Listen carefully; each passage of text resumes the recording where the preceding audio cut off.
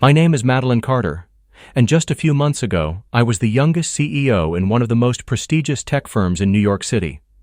People used to look at me as if I had it all: wealth, power, class, and a future that sparkled brighter than the skyline lights. But no one saw the storms behind the glass walls of my corner office. I was in love once, or at least I thought I was.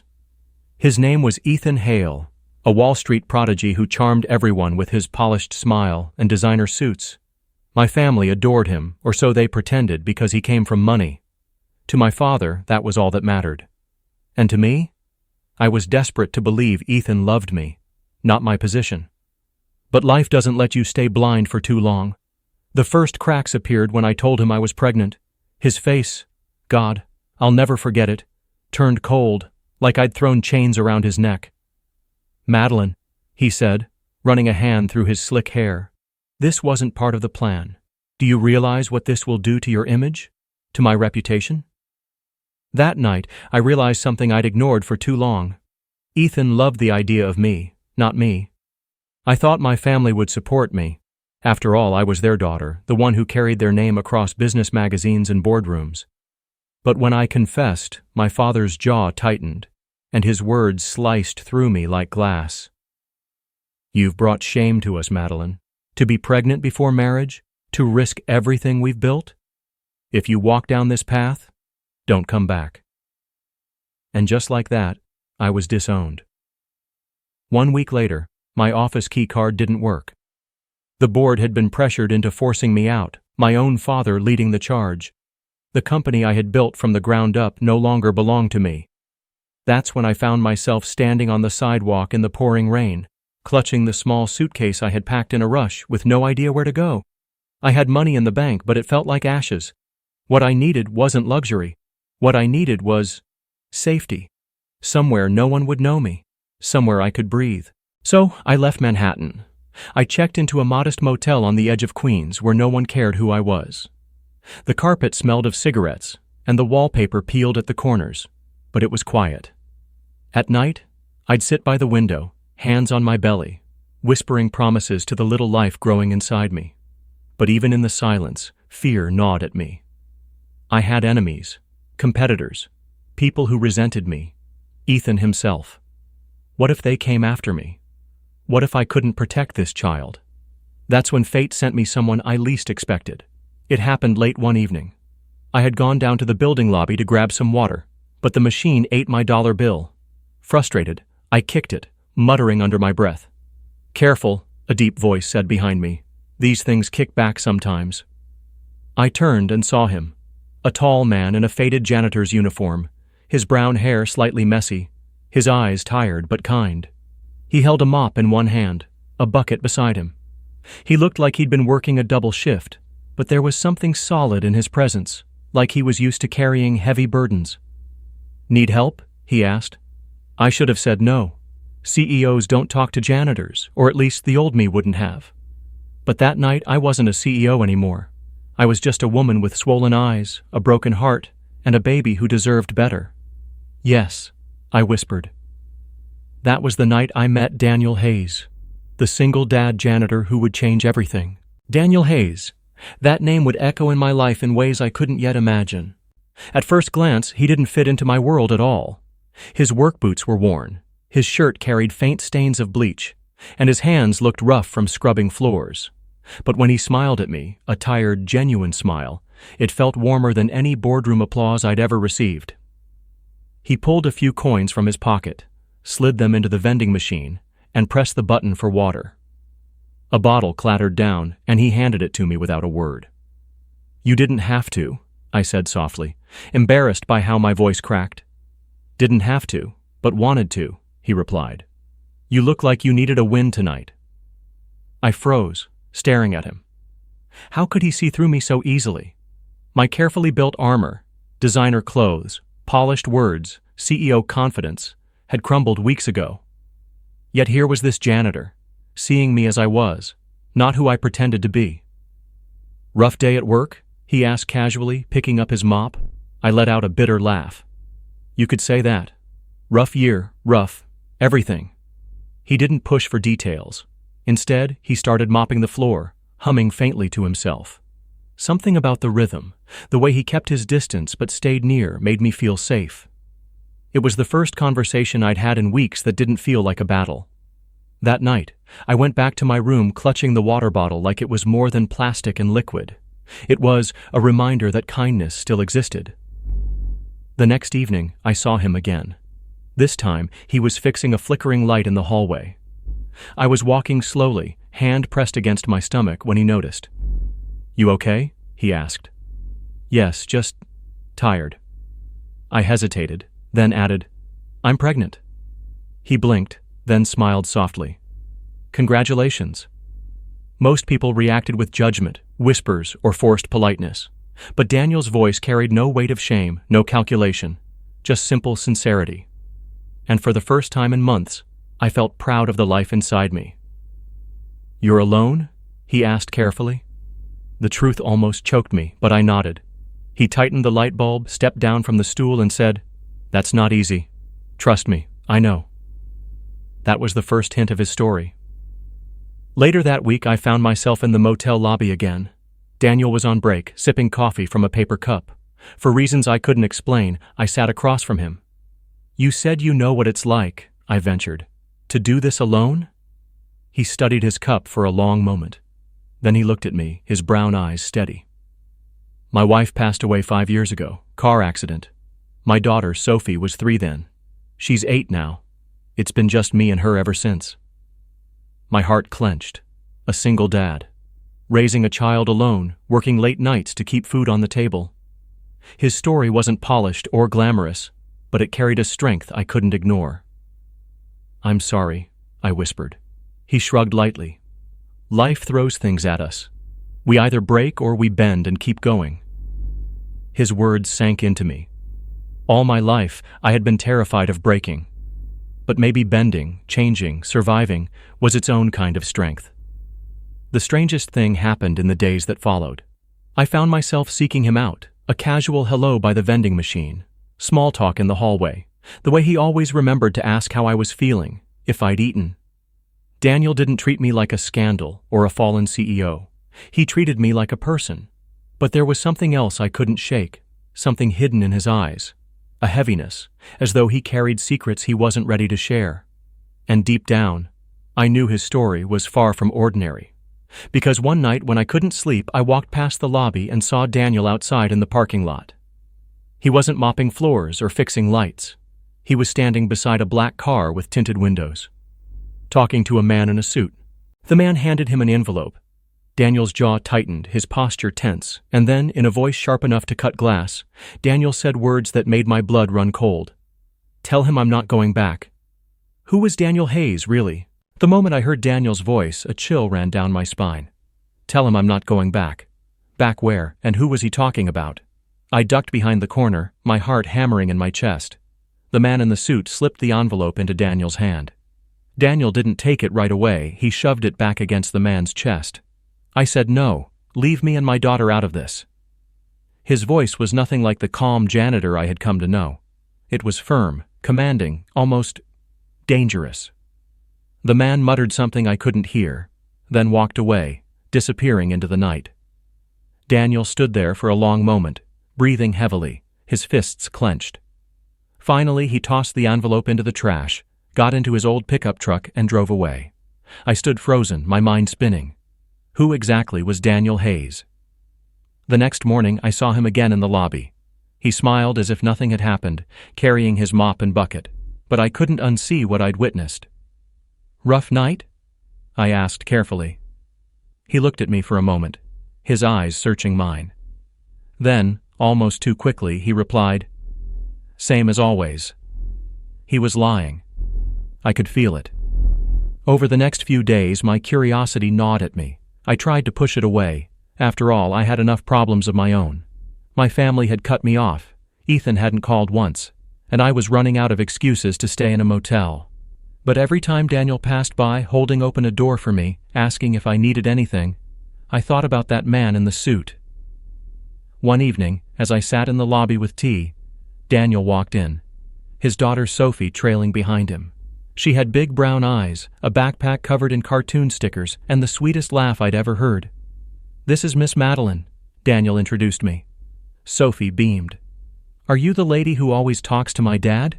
Heat rushed to my cheeks. "I suppose I am." She sat down beside me without hesitation, pulling out a coloring book. Daniel looked at me apologetically. "Sorry, she's friendly." I smiled. "It's fine. I like it." Watching them together, I felt something stir inside me. Daniel wasn't just a janitor, he was a father who adored his daughter. Every time she showed him a drawing, his entire face lit up.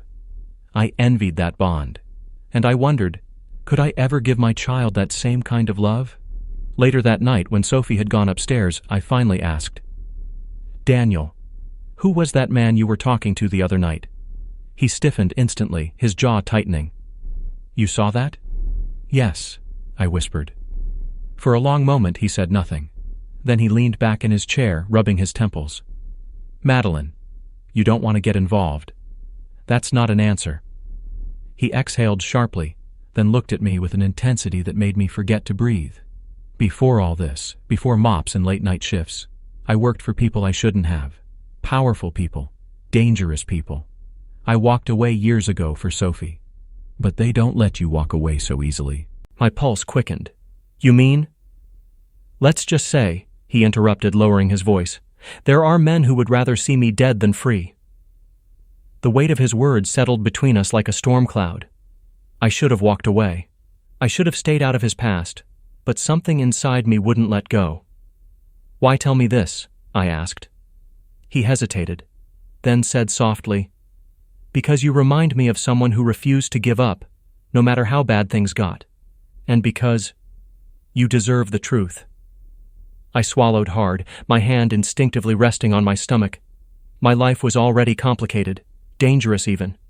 Now I was tangled in Daniel's shadows too. But deep down, I wasn't afraid of him. I was afraid of how much I was beginning to need him, and the worst part? I could sense that both of us were standing on the edge of something we couldn't control. I didn't sleep much after Daniel's confession. His words echoed in my mind. Men who would rather see me dead than free. Dangerous people. Powerful people. That wasn't the life of a janitor. But strangely, I didn't feel fear toward Daniel. If anything, I trusted him more than anyone else. Because unlike Ethan or my father, Daniel had nothing to gain from lying to me. Still, the thought nagged at me. If his past was hunting him, and I was already running from mine, what would happen when both caught up to us? The answer came sooner than I expected. It was a Tuesday evening when I noticed the black sedan parked across from the motel. Tinted windows, engine running. My stomach dropped instantly. It looked far too similar to the car Daniel had been near that night. I told myself I was imagining it, but the next day, it was still there. And the day after. By the fourth night, I couldn't take it anymore. As I passed the lobby, I pulled Daniel aside. "Someone's watching the motel," I whispered. His eyes narrowed. "Describe the car." When I told him, his jaw tightened. He didn't say a word, just walked outside like he was taking out trash. Minutes later, he came back in, his expression unreadable. "It's not you they're after," he said quietly. "It's me. Daniel, stay in your room tonight. Lock the door. Don't open it for anyone but me." The firmness in his voice sent a shiver down my spine. He wasn't just a janitor giving advice. He was a man who had lived through danger before. That night, I sat on the bed, clutching my belly, every creak in the hallway making my heart race. Around midnight, I heard footsteps outside my door, a pause, then the sound of someone trying the handle. My breath caught. But before panic could fully set in, Daniel's voice rang out from the hallway, low, sharp, and commanding. "You picked the wrong door." A scuffle followed, heavy thuds against the wall. My pulse thundered as I pressed my ear to the door, too afraid to open it. Then silence. A few moments later, Daniel knocked gently. "It's me," he said. I unlocked the door, and there he was, slightly bruised, his knuckles raw, but standing tall. "Are you okay?" he asked, his voice steady. "I should be asking you that," I whispered, eyes wide. He shrugged, trying to downplay it. "Takes more than that to knock me down." But I could see the truth in his clenched jaw, the way his hand trembled slightly. He wasn't invincible, and whoever was after him wasn't going to stop. The next morning, as if life wanted to twist the knife, I received a call from Ethan. "I heard you've been hiding out." His smooth voice drawled through the line. "Madeline, this isn't a good look for you, but you know there's a way back. Marry me, make it official, and we can erase all this mess. Your father's willing to forgive if you play by the rules." My stomach turned. Forgiveness. That wasn't forgiveness. That was control dressed up as salvation. "I'm not coming back," I said firmly. He chuckled darkly. "You think you have a choice? You're carrying my child. That ties you to me whether you like it or not." My grip on the phone tightened. For months I had felt powerless against Ethan, but now something inside me snapped. "No," I hissed. "This child ties me to no one but myself. Stay away from us." I hung up before he could answer, my heart pounding. When I told Daniel later, he nodded grimly. "Looks like both our pasts want us back." For a moment, silence stretched between us. Two people, both hunted, both broken, both desperate to protect the little ones who depended on us. It should have scared me. Instead, I felt something else, something terrifying in its own way, hope. The days that followed were a blur of tension. Every time I looked out the motel window, I half expected to see Ethan's smug grin, or another black sedan idling across the street. But it wasn't just paranoia. Someone was watching. Daniel grew more cautious too. He walked Sophie to school instead of letting her ride the bus. He checked the motel exits at night. He even gave me a small can of pepper spray. "You keep this on you," he said firmly. "Don't hesitate if you need it." The way he said it, like he'd given the same warning 100 times before, reminded me again that he wasn't just some janitor. He was a man who'd lived through wars I couldn't imagine. It all came crashing down one Thursday evening. I had gone to the corner store for milk when a sleek car pulled up beside me. The window rolled down, and there he was, Ethan. "Get in," he ordered. I froze. "No." His smile didn't reach his eyes. "Don't make this harder than it has to be. You and I both know you don't belong in some run-down motel. You're mine, Madeline. You've always been mine." Panic flared in my chest. People passed by on the sidewalk, but none of them looked closely enough to realize what was happening.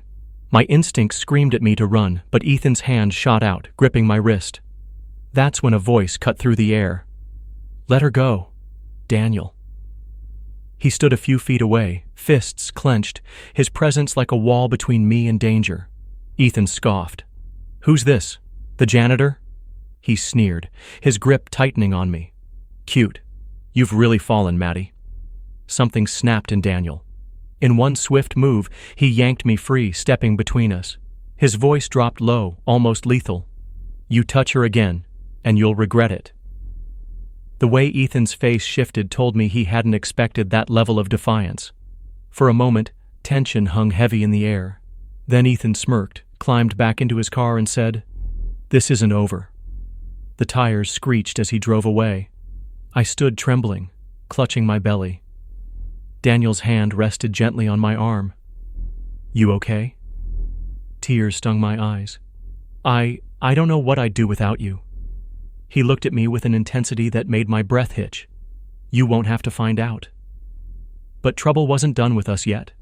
That night, while Sophie was asleep upstairs, I found Daniel in the lobby, pacing. His phone buzzed, and though he tried to turn away, I caught a glimpse of the screen before he answered. A name flashed across it. Victor Kane. The voice on the other end was cold, even through the static. "You can't hide forever, Hayes. You owe us. Walk away again and we'll collect what's most precious to you." Daniel's face darkened, his knuckles white around the phone. "Stay away from my daughter," he growled. Then he hung up, slamming the phone down. My heart clenched. He hadn't noticed me standing in the doorway. "Daniel," I whispered. He turned, startled, then sighed heavily. "You weren't supposed to hear that." "Who is Victor Kane?" I asked, my voice trembling. He looked at me for a long time before answering. "A man I used to work for. A man who doesn't forgive debts. I thought I left that world behind. But men like him, they don't let go." I swallowed hard. And now he's threatening Sophie. Daniel nodded slowly. And maybe you too. For the first time since losing my company, since my father turned his back, I felt truly cornered. Ethan wanted me back under his control. Kane wanted Daniel dragged into his old life. And here we were, two broken souls clinging to scraps of hope, with two innocent lives depending on us. But I wasn't the same woman who had once cried on a rainy sidewalk. I placed a hand on Daniel's arm. Then we fight. Together. For a moment, something flickered in his eyes. Fear, disbelief, and then determination. Together, he agreed. And just like that, the battle lines were drawn. The word together became our silent vow. But if I'm honest, I didn't fully grasp what that meant until the storm actually hit. The motel, once a temporary refuge, was no longer safe. Daniel knew it. I knew it. Every shadow felt like a threat. Every car that slowed outside made my pulse spike. Daniel started preparing like a man who had done this before. He stocked canned food, checked all the exits, even stashed a small first aid kit in my room. When I asked how he knew to do all this, he just said, "Old habits die hard." But I could see it, the soldier, the fighter, the man who had survived darker nights than these. It was a Friday evening when the fire sparked. Sophie was upstairs watching cartoons while I helped Daniel sort through supplies in the lobby. For a rare moment, the tension lifted. He told me stories about Sophie as a toddler, how she once tried to help him mop the floor and ended up spilling water everywhere. I laughed harder than I had in months. Then the motel lights flickered. Daniel's smile faded. "They're here." Before I could ask, a black SUV screeched into the parking lot. Men in dark suits spilled out. 4 of them, maybe 5. My heart lurched. Daniel grabbed my hand. "Get Sophie. Go out the back. Don't stop running." "What about you?" I choked. "I'll hold them off." "No." The thought of leaving him was unbearable. "Daniel." "Madeline," he said firmly, eyes locking with mine. "If they get to you or Sophie, I'll never forgive myself. Please." His voice broke on that last word. I nodded, tears burning my eyes, and ran upstairs. Sophie looked up from the TV, confused as I grabbed her hand. "We're going, sweetheart." Downstairs I heard shouting. Then, gunshots. The back alley was dark, damp, and smelled of oil. Sophie clutched my arm as we ran. My lungs screamed, my heart pounding so hard I thought it might give out. But just as we neared the street, a figure stepped out of the shadows. Ethan. "Well, well," he drawled, blocking our path. "Running again, Maddie? You never learn." Sophie shrank behind me, trembling. I stood my ground, though my knees wanted to buckle. "Stay away from us." He smirked, eyes flicking to my stomach. "You think you can protect that baby without me? You're nothing without me, Madeline. You need me." "No," I said, voice steady despite the fear clawing at me. "I don't." And before Ethan could react, a figure emerged from the alley behind him. Daniel. His shirt was torn, blood staining his temple, but his eyes burned with fury. He pressed a gun, one I hadn't even known he had, against Ethan's back. "She said no," Daniel growled. Ethan stiffened, his smirk faltering. "You wouldn't dare." "Try me," Daniel spat. For a tense heartbeat, the world stood still. Then headlights flooded the alley, another car screeched to a stop. A tall, imposing man stepped out, slick gray suit, silver hair, and a presence that made the air itself seem colder. Victor Kane. "Well, this is interesting," Kane said smoothly, his voice like velvet laced with poison.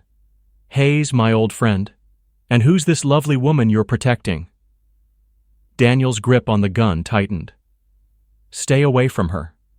Kane chuckled. "Still playing the hero, I see. But heroes fall, Hayes, and when they do, they drag everyone down with them." His gaze slid to me, then to Sophie, who clung to my side. My blood turned to ice. "Unless, of course," Kane continued, "you come back where you belong. One last job. You work for me again, and maybe, just maybe, I'll let them live." The night went silent, broken only by Sophie's shaky breath. Daniel lowered the gun slightly, his shoulders tense. I saw it, the impossible choice tearing him apart, protect us or sacrifice himself. "Don't," I whispered, grabbing his arm. "Daniel, don't give in." but his haunted eyes told me he was already walking toward hell to keep us safe. The alley was so silent I could hear my own heartbeat hammering in my ears. Victor Kane's words hung in the air like a noose. "Come back to me, Hayes, or watch them fall." Daniel's hand shook around the gun. He wasn't afraid for himself. I could see it in his eyes. He was afraid for us, for me, for Sophie. "Don't do it," I whispered fiercely, clutching his arm. "Don't let him own you again." Kane smirked, his cold gaze flicking between us. "Touching. She cares about you, Daniel. But we both know love doesn't stop bullets. One last job, that's all. Then you walk free." "Liar," Daniel spat. Kane's smirk widened. "Perhaps. But what choice do you have?" For a moment, Daniel wavered. Then he did something I never expected. He lowered the gun, not to surrender but to toss it at Kane's feet. "You want me? Fine," Daniel growled. "But you leave them out of it." "No," I cried, stepping in front of him. "You can't." Daniel's hands gripped my shoulders, his eyes burning into mine. "Madeline, listen to me. You and Sophie, you're my world. If I have to go back into hell to make sure you live, I'll do it. I'd rather die fighting than see either of you hurt." Tears blurred my vision. "Daniel, please." But Kane clapped his hands once, amused. "Ah, the noble father. How poetic. Take him." Two of his men moved forward. That's when the sound split the night. Sirens. Police cruisers tore into the alley, lights flashing, voices shouting commands. Kane's face twisted in fury. "You called them?" Daniel shook his head. "Wasn't me." All eyes turned to Sophie. She held a small cell phone in her tiny hands, tears streaming down her cheeks. "I called 911, she whispered. "Daddy, they were scaring us." In that moment, my heart nearly broke from the love and courage in that little girl. Chaos erupted. Officers stormed the alley, guns drawn. Kane's men scattered, some tackled to the ground. Kane himself slipped back into his car, tires screeching as he sped away into the night. Daniel grabbed Sophie and pulled her into his arms, holding her as if he'd never let go. I wrapped myself around both of them, trembling but alive. We survived. The aftermath felt like a blur. Statements to the police. Kane still at large, but his men behind bars. Ethan questioned but too slick to be charged, though his grip on me was finally broken. Through it all, Daniel never left my side. Days later, as the three of us sat in the park, watching Sophie chase pigeons, I turned to him. "You were willing to give up everything for us." He shook his head. "Not for you, with you. I realized in that alley, I don't have to fight alone anymore." My throat tightened. "And I don't either." For the first time in months, I felt like the ground beneath me was steady. My family might have disowned me, my old life might be ashes, but I had something stronger now. A man who would fight for me, a child growing inside me, and a little girl who had already stolen my heart. Daniel reached for my hand, rough and scarred but steady. "Madeline, I don't have much to offer. Just a broken past, a janitor's paycheck, and a daughter who'll probably hog the blankets if you ever stay over." I laughed through my tears. "And I don't have a company anymore, or a family who'll stand by me. But I have you. That's enough." He leaned closer, his voice barely above a whisper. "Then let's build something new. Together." When our lips met, it wasn't like the polished kisses of my past. It was raw, imperfect, and real. The kind of love you fight for. Months later, when my baby was born, Daniel was right there, holding my hand, tears in his eyes. Sophie stood proudly beside him, declaring herself big sister. We weren't wealthy, we weren't powerful, but we were family. And as I rocked my newborn to sleep, Daniel's arm around me, I realized the truth I had been searching for all along. Sometimes you have to lose everything to finally find what matters most.